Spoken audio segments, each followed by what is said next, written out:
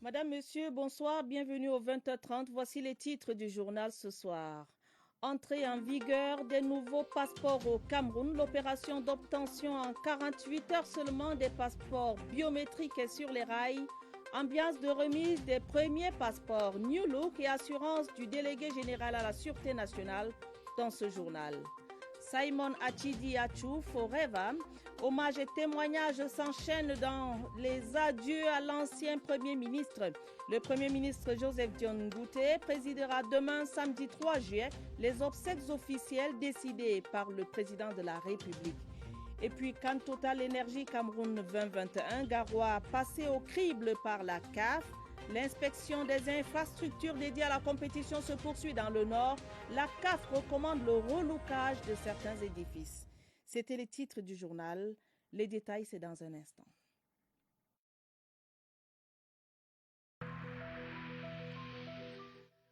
Je vous exhorte de nouveau à porter vos masques, à vous laver régulièrement les mains et à faire appel à un médecin ou à tout autre personnel de santé au cas où des symptômes apparaissent. C'est le seul moyen de préserver les vies et de freiner la propagation du virus.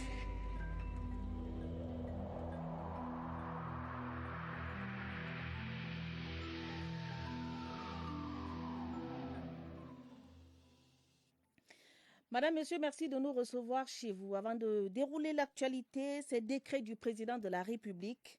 Décret portant nomination d'un inspecteur général au ministère de la Recherche scientifique et de l'Innovation. Le président de la République décrète, article 1er, est à compter de la date de signature du présent décret nommé au poste ci-après au ministère de la Recherche scientifique et de l'Innovation. Inspection générale, inspecteur général. Monsieur Tagemfa Gilbert Lamblin, maître de conférence, matricule 554-571K, précédemment conseiller technique numéro 2, en remplacement de M. Iroume Roger Noël, admis à faire valoir ses droits à la retraite. Article 2. L'intéressé aura droit aux avantages de toute nature prévus par la réglementation en vigueur. Article 3. Le présent décret sera enregistré, publié suivant la procédure d'urgence, puis inséré au journal officiel en français et en anglais, signé ce 2 juillet 2021, le président de la République, Paul Biya. Décret portant nomination d'un membre de la Commission nationale pour la promotion du bilinguisme et du multiculturalisme. Le président de la République décrète, article 1er, Madame Madia Julienne est à compter de la date de signature du présent décret, nommée membre de la Commission nationale pour la promotion du bilinguisme et du multiculturalisme pour un mandat de 5 ans, éventuellement renouvelable. Article 2, l'intéressé aura droit aux avantages de toute nature prévus par la réglementation en vigueur. Article 3, le présent décret sera enregistré, publié suivant la procédure d'urgence, puis inséré au journal officiel en français et en anglais, signé Yaoundé le 2 juillet 2021 du président de la République, Paul Biya. 24 heures seulement après le lancement des enrôlements, les premiers usagers reçoivent leur passeport biométrique. Le premier sésame a été remis cet après-midi par le délégué général à la Sûreté nationale qu'accompagnait le ministre des Relations extérieures. Un véritable défi donc relevé par la police et son partenaire technique dans la mise sur pied du nouveau système de production des passeports. L'ambiance de cette cérémonie relatée ici par notre reporter Pierre Evimbe. Bon usage, bon Honorable Alioum Fadil, c'est le premier Camerounais à détenir le passeport biométrique du nouveau système de production de ce document de voyage. Lui et les 200 usagers qui se sont fait enrôler la veille n'en reviennent pas. De 48 heures comme annoncé, c'est en 24 heures qu'ils ont reçu le précieux sésame. Je suis arrivé cet après-midi. Quelle a été l'agréable surprise de voir monsieur le délégué général à la Sûreté nationale et le ministre des Relations extérieures sur place me remettre en personne le premier passeport biométrique de notre pays. Le défi était grand à la DGSN, d'où la satisfaction du patron de la police, Martin Barangele, qui a invité ses éléments et les usagers à contribuer à la pérennisation de ce tournant technologique dans les opérations d'enrôlement. Le ministre Mbela Mbela des Relations extérieures a apporté sa caution au vent de modernisation opéré par la police et qui s'étend aux différentes missions diplomatiques, tout en invitant les Camerounais de la diaspora à s'approprier cette cause nationale pour le rayonnement du Cameroun à l'extérieur. Une précision de taille qui rassure, les détenteurs des passeports issus de l'ancien système peuvent en jouir pleinement jusqu'à l'expiration. Un nouveau système de production des passeports et naturellement la satisfaction du délégué général à la Sûreté nationale, Martin Barganguele, a rassuré les usagers sur les dispositions prises à la police pour la dématérialisation et la sécurisation du processus de délivrance de ce document de voyage. Je vous propose de l'écouter dans cet extrait sélectionné par Pierre Evembe. C'est un système plus moderne qui vient d'être mis en place sur très hautes instructions de M. le Président de la République, son Excellence Paul Biya, en vue de résoudre définitivement les difficultés et les tracasseries de toutes sortes auxquelles les citoyens étaient confrontés. Je voudrais rappeler que le coût du passeport ordinaire camerounais est légalement fixé à 110 000, pas plus. Pour finir, je voudrais aussi dire à tous les Camerounais désireux d'obtenir un passeport que la seule voie à suivre est de prendre un rendez-vous en ligne au centre d'enrôlement de leur lieu de résidence, d'ici présenter le jour indiqué avec toutes les pièces exigées. Ils y seront reçus avec courtoisie et auront dans les meilleurs délais leur passeport infalsifiable et hautement sécurisé. L'ancien Premier ministre et ancien sénateur Simon Atchidi Achou sera conduit ce week-end à sa dernière demeure. Une cérémonie d'hommage rythmée de prières et de témoignages s'est déroulée cette mi-journée au Palais polyvalent des sports de Yaoundé. Voici le compte rendu d'Augustin Guizana. Yaoundé dit au revoir à un haut commis de l'État. Au Palais polyvalent des sports, il y avait des symboles pour marquer la solennité et le caractère officiel des obsèques de Simon Atchidi Achou. C'est la gerbe de fleurs du couple présidentiel Paul et Chantal Biya qui précède le cercueil, de la biographie en passant par les témoignages des camarades, collaborateurs, amis et membres de la famille biologique jusqu'à la prière interreligieuse. L'on retient que Simon Atchidi Achou est un homme politique accompli, un visionnaire. Me conseiller comment grandir et comment surtout être humble dans la vie. Fort de ses qualités et de l'amour que les Camerounais en général avaient pour Simon Atchidi Achou, le gratin politico-administratif des membres du gouvernement, l'élite du Nord-Ouest se sont fortement mobilisés. Le Cameroun pleure. Oui, le Cameroun pleure. Un redoutable, un pragmatique politicien de haut vol, c'est lui dont les aphorismes traverseront pour l'éternité les ailes du temps. Politique Nanjangi. Au bout de 3 heures, ponctuées par des chants de chorale, des prières et des témoignages, la foule se disperse, laissant Simon Atchidi Achou se préparer pour le voyage de Santa où il reposera éternellement. Les hommages du Sénat à Simon Atchidi Achou, ancien vice-président de la Chambre haute du Parlement, cet après-midi au Palais des Congrès de Yaoundé. Une cérémonie au cours de laquelle le président du Sénat a rappelé les qualités de l'illustre disparu. Le reportage de Mathieu Kemgo. Il revient au Sénat avec les honneurs dus au grand homme qu'il était, bien que cela soit à l'occasion de ses obsèques officielles. Simon Atchidi Achou avait laissé l'hémicycle en 2018 après 5 années de bons et loyaux services comme vice-président de la Chambre. Ses anciens collègues sont venus lui témoigner leur gratitude en ce moment solennel. Avec gravité, Jude Tétan Achou, l'un des fils du défunt, fait le témoignage du grand homme qui était Pa Atchidi Achou. Le commis de l'État est resté un bon père de famille malgré ses lourdes responsabilités. Il dit la reconnaissance de la famille à l'endroit du président Paul Biya pour ses marques de sollicitude. Les hommages relevés par des chants de chorale connaissent leur pic avec l'intervention du président du Sénat. Masséna Difendi salue l'homme de paix et de dialogue qui était le défunt, ainsi que le parcours élogieux du fils de Santa. Certains se souviennent de lui comme un homme politique audacieux, qui a suscité une admiration sincère et durable au sein de la classe politique. Les uns après les autres, les sénateurs, membres du gouvernement et invités spéciaux se sont inclinés devant la dépouille de l'ancien Premier ministre qui sera inhumé ce samedi à Santa. Région du Nord-Ouest, les préparatifs des obsèques officielles de Simon Achidi Achou prévus demain vont bon train. Le gouverneur Adolphe Lélé-Lafrique a déclaré que toutes les dispositions sont d'ores et déjà prises pour réserver à l'illustre disparu des obsèques à la dimension de l'homme. Valentin Kouadeux de CRTV Nord-Ouest à Bamenda. De la marche funèbre à la remise de la médaille à titre posthume à l'illustre disparu Simon Achidi Achou, ancien Premier ministre et sénateur, toutes ces étapes ont été simulées par les forces de défense et de sécurité.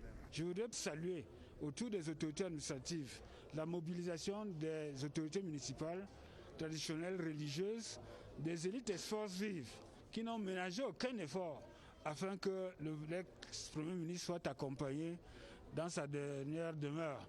C'est donc ici, au lieu des fêtes de Santa, qu'aura lieu la cérémonie funéraire du feu Simon Achidi Achou.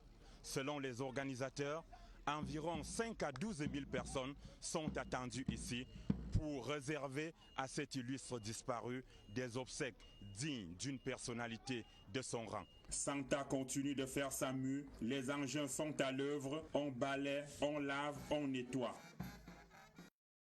L'arbre de la paix remis au Premier ministre, chef du gouvernement, représentant personnel du chef de l'État aux obsèques officielles de l'ancien Premier ministre Simon Achidi Achou. Joseph Dion Gouté a été accueilli tambour battant à Matazem à l'entrée de la ville de Santa. Les détails avec Laurentine Bekono. Sur cette terre qui a vu naître l'un de ses illustres dévanciers à l'immeuble Étoile, il était attendu.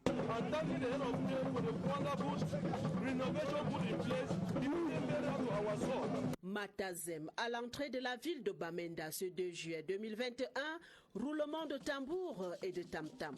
Ovation des populations à l'arrivée du Premier ministre chef du gouvernement Joseph Dion Gouté en sa qualité de représentant personnel du chef de l'État Paul Biya aux obsèques officielles du patriarche Simon Achidi Achou, ancien Premier ministre.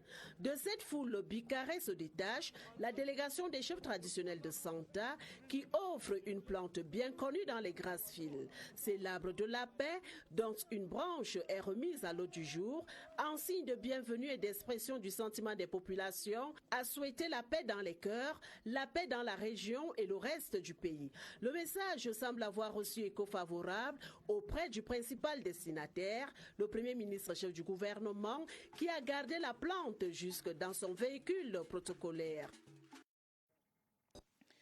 Les adieux de la représentation nationale à la députée Marinette Ngoyetna après la levée de corps ce matin à l'hôpital général de Yaoundé.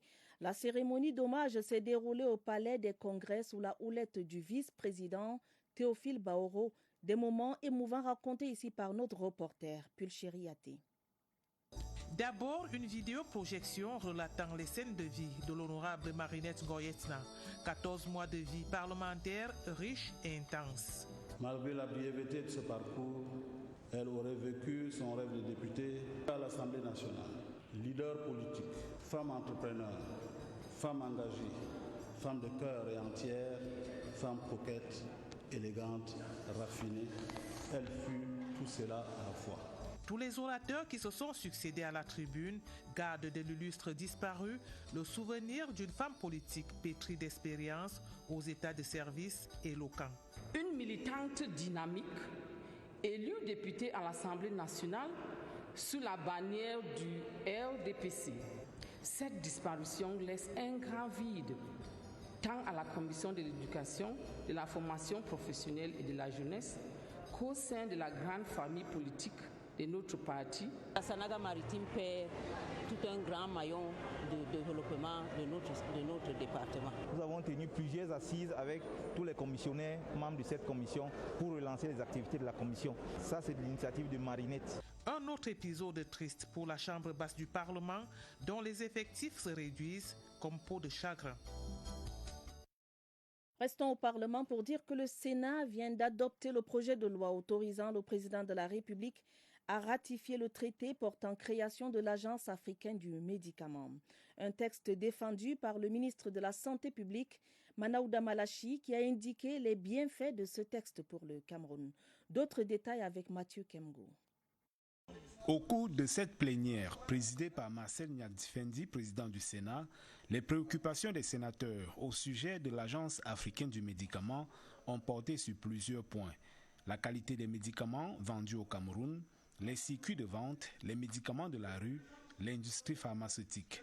Des préoccupations qui, selon le ministre de la Santé publique, sont prises en compte dans le traité portant création de l'Agence africaine du médicament. L'Agence africaine du médicament est une autorité de régulation qui devrait pouvoir aider à l'harmonisation de notre marché et à la protection de notre marché contre des faux médicaments ou des médicaments de la rue. Et puis la mise en place aussi d'une agence camerounaise de médicaments. Avant l'adoption de ce projet de loi, les sénateurs se sont aussi intéressés à la pandémie du Covid-19. Précisément à la timidité de la campagne de vaccination en cours au Cameroun, mais aussi à la possibilité d'un vaccin camerounais. Le ministre Manaouda Malachi a rassuré quant à la disponibilité des vaccins et à la capacité du gouvernement à vacciner le plus grand nombre de Camerounais au crépuscule de l'année 2022. La ville d'Akonolinga, dans le centre, est en passe d'accueillir la première industrie minière du Cameroun.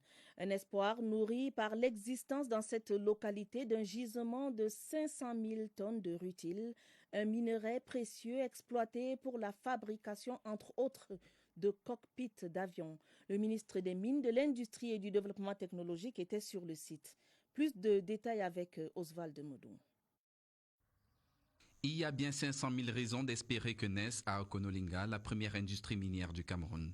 La localité abrite en effet le 6e de l'important gisement qui fait du pays le 2e réservoir mondial du rutile.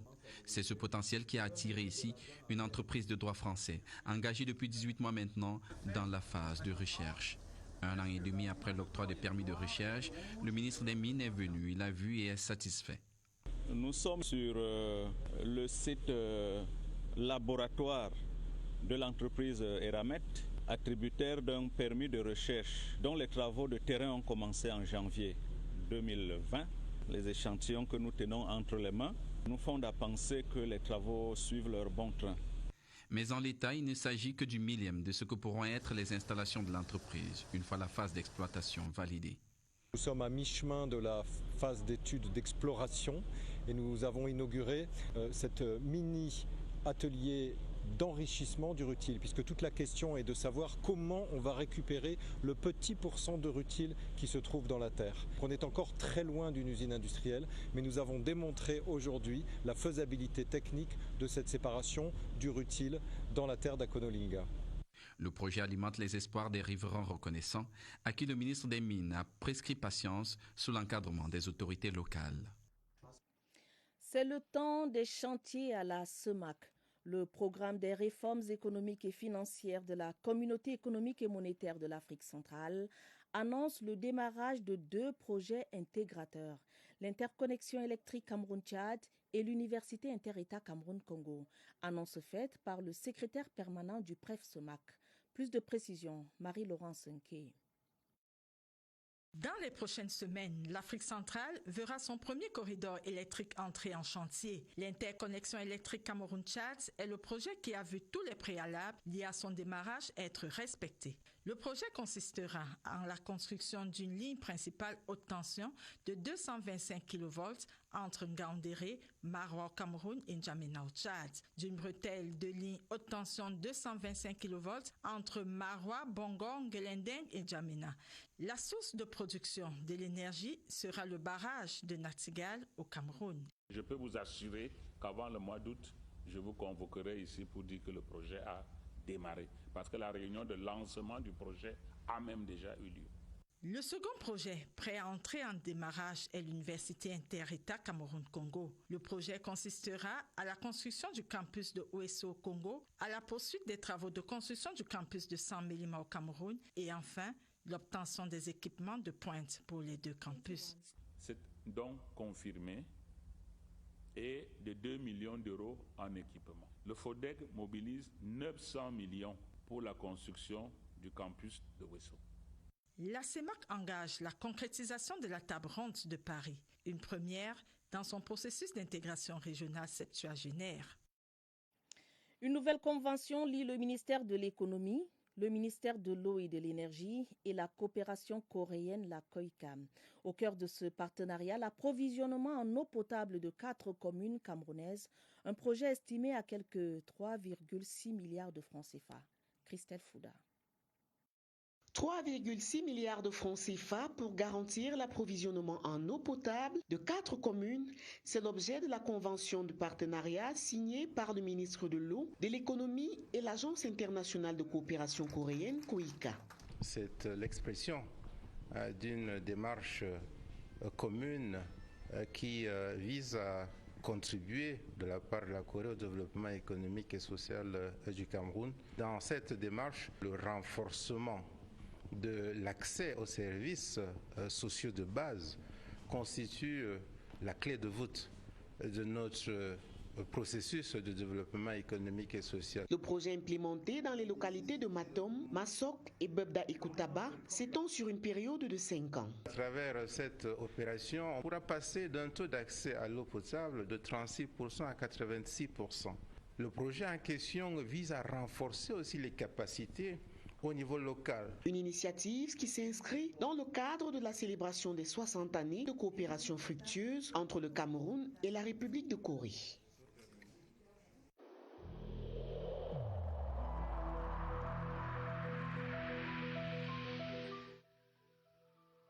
Malgré nos efforts, le Covid-19 a endeuillé de nombreuses familles et provoqué de graves difficultés dans le fonctionnement de notre économie et de notre société.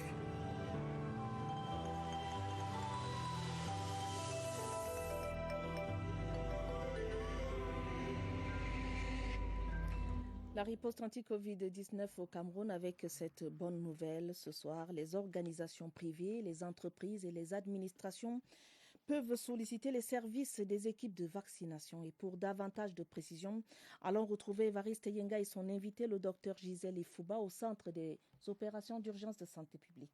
Bonsoir Évariste. Bonsoir à Tabadine Omar. En fait, les activités de cette campagne de vaccination de masse sont diversifiées. Pour ce qui est des entreprises, ce sont des équipes mobiles qui ont la charge de se rapprocher éventuellement des personnes sollicitant cette vaccination. Des précisions ce soir avec le docteur Gisèle Ifouba. Elle est chef unité attitrée de vaccination supplémentaire et réponse. Docteur, bonsoir. Bonsoir Évariste. Est-ce que les entreprises publiques et autres administrations peuvent solliciter le rapprochement des équipes vaccinales? Tout à fait. C'est toute entreprise qui voudrait faire vacciner son personnel est à même de faire la demande et nous organisons le déploiement des équipes vers ces entreprises-là. La semaine dernière, par exemple, nous avons commencé à vacciner toutes les entreprises MTN dans toutes les régions. Ça a commencé au centre, le littoral a suivi. Donc, ils ont exprimé le besoin et puis nous avons organisé la vaccination des employés. Cela est-il aussi valable pour les universités, par exemple, ou d'autres communautés spécifiques? Oui, oui. Cela est valable pour toute communauté, pour tous ceux qui vont vouloir qu'on fasse des déplacements vers eux pour la vaccination. Nous sommes disponibles et nous allons déployer des équipes vers eux. Merci à vous, docteur Gisèle Ifouba. Donc, s'il s'agit là du volet de la vaccination par les équipes mobiles, il faut le noter, il y a une possibilité de solliciter le déplacement des équipes vaccinales. Cela est possible. Merci Évariste Yenga et merci également à votre invité pour toutes ces informations. La famille universitaire rend hommage au professeur Joseph Oonam. Le ministre d'État en charge de l'enseignement supérieur, le professeur Jacques Famendongo, a présidé la cérémonie de présentation publique des mélanges en l'honneur de l'illustre enseignant de droit public. Un recueil de textes qui a pour thème l'exception en droit. Jean-Pierre Congé. Le vieux maître s'en va. Certain Joseph Ouna émis jusqu'aux larmes qui reçoit les hommages de ceux qui se sont abreuvés à sa science. Celui que le professeur Jacques Famdongo considère comme l'un des diamants les plus étincelants de la science du droit venait d'être arrosé de qualificatifs bienveillants pendant la dizaine de prises de parole qui ont précédé la remise des mélanges proprement dites. Le savant, le maître, l'architecte des intéressés du droit camerounais, l'inspirateur qui a donné âme à l'université camerounaise, entre autres. Il est exceptionnel et il s'est souvent occupé des questions d'exception dans le domaine du droit à travers un article très retentissant qu'il publie en 1975. Titre de cet article, l'institutionnalisation de la légalité d'exception en droit camerounais. Joseph Ouna, c'est également une vingtaine d'ouvrages couvrant divers domaines du droit. Et pour célébrer cet homme d'exception, les 31 contributeurs au mélange issus du Cameroun et d'autres pays africains ont fait de l'exception en droit la nervure centrale de cet ouvrage de 800 pages. Au moment où il dit raccrocher définitivement sa touche, le maître laisse comme legs à la jeunesse le culte de l'effort. Après 50 ans de carrière, j'ai dit du travail, toujours du travail et du travail, le culte du mérite, l'appréciation de la valeur et le don de soi en permanence. Venant du professeur Joseph Ouna qui est allé vers les cimes par des voies étroites, cet appel devrait avoir une résonance particulière dans ce Cameroun où la jeunesse est friande de raccourcis. Spike Lee, célèbre acteur américain, aurait des origines camerounaises.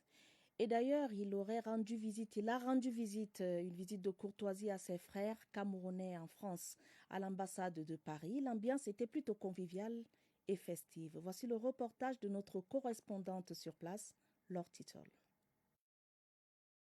Peau vert ou jaune, vêtements traditionnels, objets d'art du Cameroun, voilà l'enfant prodige du pays, paré pour un retour au pays natal. Spike Lee, de passage à Paris, accompagné de son épouse, invité prestigieux au 73 rue d'Auteuil, cette mi-journée, le célèbre réalisateur américain, très à l'aise, content de retrouver ses frères. Before the science of DNA did not know our ancestors. L'hospitalité étant l'une des vertus hautement estimées par les Camerounais, l'ambassadeur André Magnou Sekoumou a mis les petits plats dans les grands pour accueillir l'illustre hôte. Spike Lee s'est découvert il y a quelques années avec d'autres célébrités comme Eddie Murphy, des origines camerounaises, grâce à un test ADN montrant que ses ancêtres étaient camerounais côté paternel et nigériens côté maternel. À l'ambassade du Cameroun, cet après-midi, on a écouté du Marvin Gaye et on a dansé du Soul Makossa de Manu Dibango. Bon retour à la maison, Spike Lee. Puissant grâce à la foi, voilà le thème de l'Assemblée régionale des témoins de Jéhovah pour l'année 2021. Le grand festin spirituel qui sera diffusé dans plusieurs langues démarre ce week-end. Pendant 2 mois, les fidèles vont suivre par visioconférence des discours et des témoignages. Les précisions avec Alvin Giselzi. 100 ans, cela fait 100 ans qu'ils se réunissent en grand nombre pour leurs assemblées, dites régionales. Les témoins de Jéhovah du monde entier, ceux du Cameroun y compris, maintiennent la tradition cette année encore. Cette année, nous nous réunissons sous un thème très approprié qui est « Puissant grâce à la foi ». En effet, notre vie, à tous, qui que nous soyons, est faite de difficultés qu'il nous faut surmonter. Un merveilleux programme vidéo a été préparé pour nous y aider. Évidemment, contexte pandémique mondial oblige, nous ne le ferons pas en présentiel. En effet, tout comme l'année dernière déjà, les témoins de Jéhovah se réuniront en famille pour visionner le programme préenregistré de cette assemblée. Nous invitons tous ceux qui le peuvent à aller sur notre site JW à télécharger gratuitement le programme de ce week-end qui s'y trouve déjà en près de 500 langues. Puissant grâce à la foi 2021, un programme mondial qui s'étalera sur 6 week-ends de juillet à août et grâce auquel les témoins de Jéhovah du monde entier espèrent contribuer à rendre ceux qui le peuvent plus forts pour affronter les difficultés présentes et à venir. Guinness et le football camerounais renforcent leurs liens. Le sponsor de la Guinness Super League vient de s'engager à donner de la visibilité aux jeunes filles qui ambitionnent de faire carrière dans le football. La campagne qui accompagne ce projet vient d'être lancée à Yaoundé sous le slogan « Avantage à domicile ». Les détails avec Joséphine Eneke de CRTV Centre. C'est par un court-métrage que Guinness Cameroun a lancé la campagne Avantage à domicile. En scène, Jacqueline Sim, qui raconte l'histoire de son rêve de devenir footballeuse professionnelle. Le soutien de sa mère dans cette ambition lui a davantage donné du courage. Et c'est cet engouement que le sponsor de la Guinness Super League voudrait susciter auprès des familles et des communautés. Et quand vous regardez le documentaire, il s'agit tout simplement de ça, cette fille-là qui n'a jamais eu sa famille proche et surtout sa mère même qui la voir jouer et qui en jouant voit cette maman et qui se sent un peu plus encore regaillardie et aller au-delà. Au cœur du projet, le rayonnement du football féminin au Cameroun et même à l'international. Guinness, fort de son expérience dans le domaine du sport, donne aujourd'hui la visibilité qu'il faut à ces Camerounaises pleines de talent pour réaliser leur passion. C'est le signe que la société Guinness, qui est notre partenaire institutionnel pour le football féminin, et évidemment nous avons associé des clubs aujourd'hui dans notre partenariat, qui sont eux les acteurs de ce football-là. Guinness rassure d'un accompagnement à la mesure de la détermination des joueuses camerounaises à faire la différence. Des conditions favorables au travail, la disponibilité des équipements et la mise en place des infrastructures adéquates.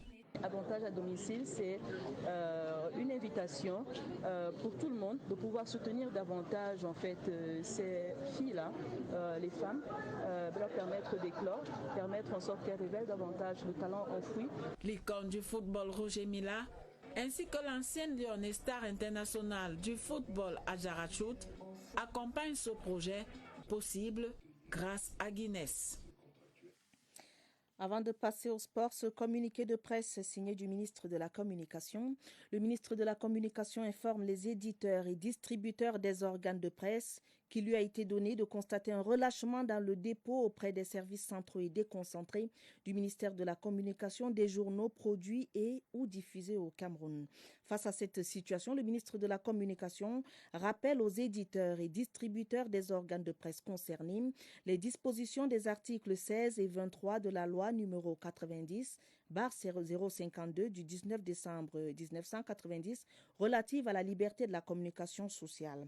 En application de ces dispositions légales, les 10 dépôts se font pour ce qui est des services centraux du ministère de la Communication à la direction du développement des médias privés et de la publicité où un registre est ouvert à cet effet et dans les délégations régionales et départementales du MINCOM contre la délivrance d'une fiche de décharge. En sport, la délégation de la CAF poursuit sa visite de travail à Garoua dans le Nord. La mission CAF a recommandé des structures d'accueil qui répondent et correspondent au cahier des charges. Ces structures ont été invitées à se réajuster.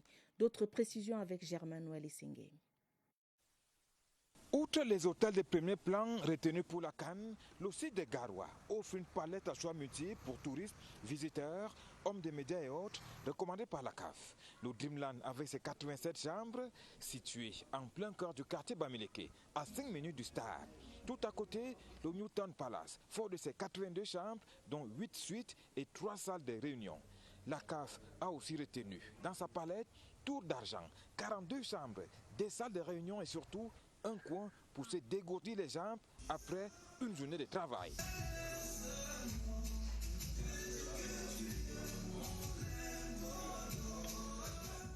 À côté des hôtels, il y a des appartements meublés tout aussi intéressants.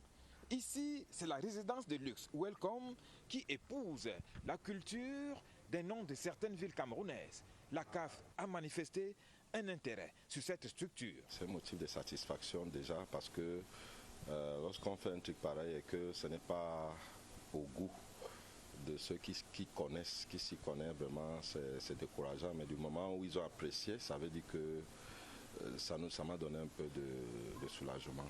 Tout compte fait, Garoua est paré, non seulement pour les officiels, mais aussi pour tout visiteur. Juste après ce journal, je vous suggère vivement de suivre ce documentaire sur la vie de l'ancien Premier ministre Simon Achidi Achou. C'est sur CRTV News, sur le canal 306 avec Charles Ebouné. Fin de ce journal, une édition préparée avec la collaboration de Joël Igor Abanda, Raïs Sanzier et Christelle Beyina.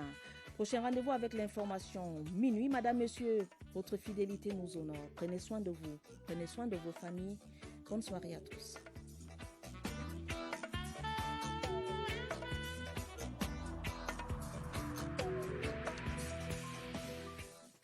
Je vous exhorte de nouveau à porter vos masques, à vous laver régulièrement les mains et à faire appel à un médecin ou à tout autre personnel de santé au cas où des symptômes apparaissent.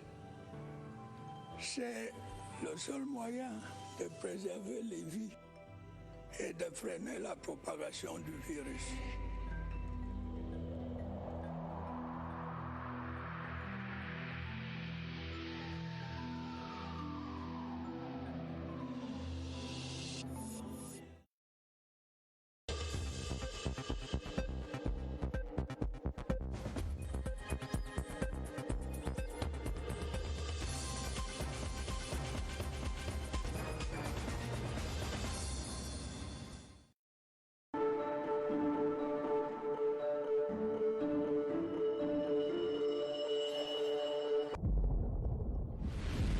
Nous avons tous vécu ces moments. Lorsqu'un oui se transforme en non. Quand le vent tourne. Et on réalise que tout peut arriver. Et c'est comme si... le temps... ralentissait.